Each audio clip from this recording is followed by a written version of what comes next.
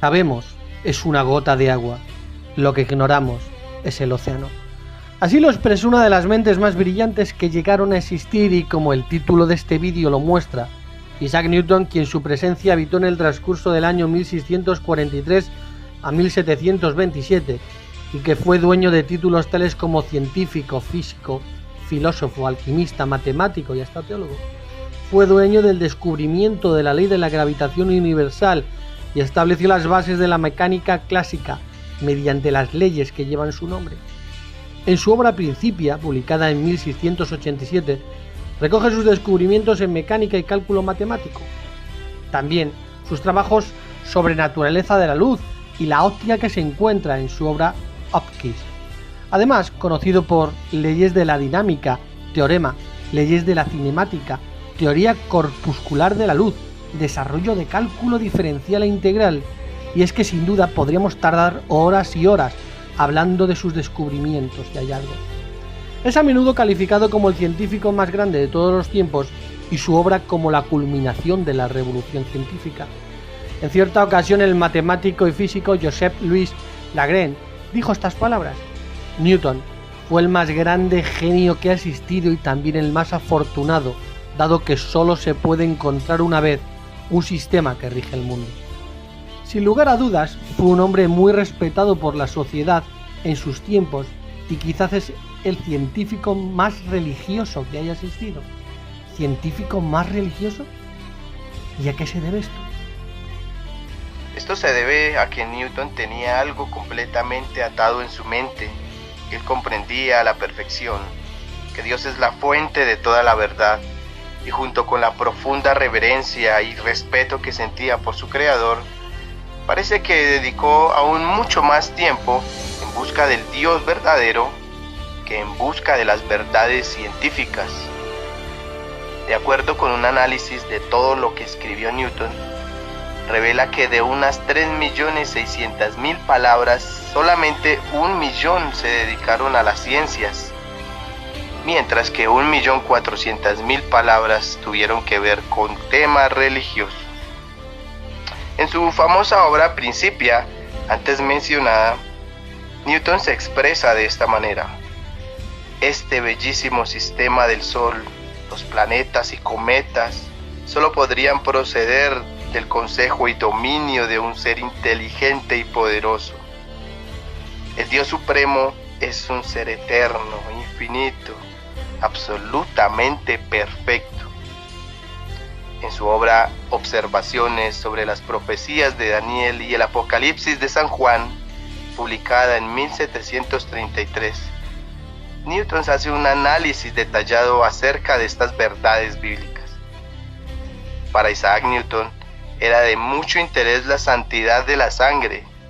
En su obra La cronología de los antiguos reinos enmendada, publicada en 1728, él declara: esta ley, la de abstenerse de la sangre, era más antigua que los días de Moisés, dada a Noé y a sus hijos, mucho más antes de los días de Abraham.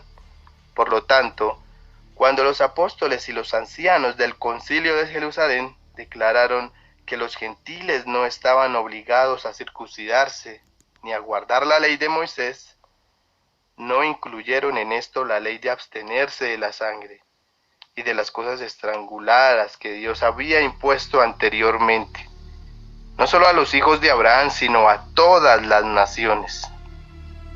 Parece claro que para Newton era de suma importancia lo relacionado con la sangre. En una obra intitulada La religión sobre Isaac Newton, muestra aún más claro el profundo respeto que este científico le tenía a la Biblia como la palabra de Dios. Y una reseña de este libro dice que para Newton había dos maneras de examinar el universo que Dios había hecho. Una por medio del libro de la naturaleza y la otra por medio de las escrituras. Y su norma que tenía para estudiar cada una de estas cosas dice lo siguiente: siempre ha de hallarse la verdad en la simplicidad y no en la multiplicidad y confusión de las cosas. Él es Dios de orden y no de confusión. Tanto así que rechazaba las sustancias sutiles de la Trinidad. Su Dios todopoderoso es el que muestran claramente las palabras de las Escrituras y no en abstracciones filosóficas. Esto lo llevó a producir un manuscrito en el que se esforzó por demostrar que los textos trinitarios que había en la Biblia eran corruptos y adulteraciones ingresadas después del texto original. Su investigación se basó en demostrar con pruebas la introducción de textos espurios, tales como en 1 de Juan capítulo 5 versículos 7 y 8 y en 1 de Timoteo capítulo 3 versículo 16. En su obra de Erupción Bíblica, un relato histórico de dos notables corrupciones de la Escritura, publicada en inglés en 1754, 27 años después de su muerte, en esta reposó toda la evidencia textual disponible de fuentes antiguas sobre estos dos pasajes bíblicos. Mostró todos los escritos primitivos de la Iglesia, los manuscritos en griego y en latín y el testimonio de las primeras versiones de la Biblia para mostrar cómo se intentó manipular 1 de Juan capítulo 5 versículos 7 y 8, que siempre dijo, porque tres son los que dan testimonio, el espíritu, el agua y la sangre, y estos tres concuerdan. Mientras que en la versión bíblica del rey Jaime, editada por el rey protestante Jaime I de Inglaterra en 1611, ahora decía, tres que dan testimonio en el cielo, el Padre, el Verbo y el Espíritu Santo, y estos tres son uno. Sin embargo, Newton demostró que las palabras en el cielo, el Padre, el Verbo y el Espíritu Santo, y estos tres son uno, en apoyo a la falsa doctrina trinitaria, no aparecían en los escritos originales, por lo que terminó demostrando que fue introducida por primera vez en un texto griego en 1515 por un cardenal corrupto. De hecho, este texto solo aparece modificado en alguna Biblia protestante. Por ejemplo, las Biblias católicas lo vierten así, pues tres son los que dan testimonio, el espíritu, el agua y la sangre, y los tres convienen en lo mismo. Otro texto que intentaron modificar los traductores de la Biblia del rey Jaime fue 1 de Timoteo capítulo 3 versículo 16, que dice según la versión del rey Jaime, y si controversia es grande el misterio de la piedad, Dios fue manifestado en la carne. Si se vuelve a comparar con la Biblia católica de Jerusalén, vemos que la palabra Dios no aparece. Él se ha manifestado en la carne, rehabilitado por el Espíritu y glorificado. Newton también demostró cómo mediante una fraudulenta manipulación en el texto griego se insertó la palabra Dios para hacer que la lectura fuera Dios fue manifiesto en la carne. Pero terminó demostrando que los escritores primitivos de la Iglesia no sabían nada del texto, pues en el siglo IV, cuando se debatió si Jesús era Dios, nadie lo usó. Estos versículos no aparecen en ningún manuscrito griego de 1 de Juan de antes del siglo XV, por lo que fue un intento a la desesperada por introducir en la Biblia creencias inventadas como la Trinidad. Por lo que es patente que si la Biblia se hubiese podido manipular, hablaría de las mayores creencias del mal llamado mundo cristiano, como son la Trinidad, que Jesús es Dios o incluso el infierno de fuego o el alma inmortal. Este recuento es solo una parte de los muchos estudios que hizo Sir Isaac Newton. Qué sorprendente, ¿no?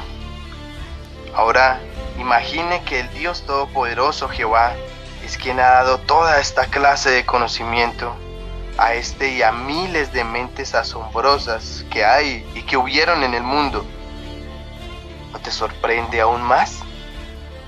Pues cada vez que abras tu Biblia y estudies su contenido, te llenarás de este y mucho más conocimiento que proviene del Creador. Toda escritura es inspirada de Dios y provechosa para enseñar, para censurar, para rectificar las cosas, para disciplinar injusticia y para que el hombre de Dios sea enteramente competente y esté completamente equipado para toda buena obra.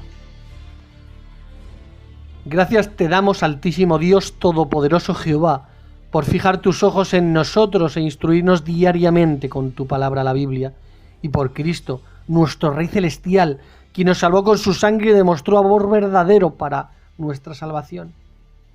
Por esto, sea que estén comiendo, bebiendo o haciendo cualquier otra cosa, hagan todas las cosas para la gloria de Dios todo esto es para gloria y honra tuya, Jehová.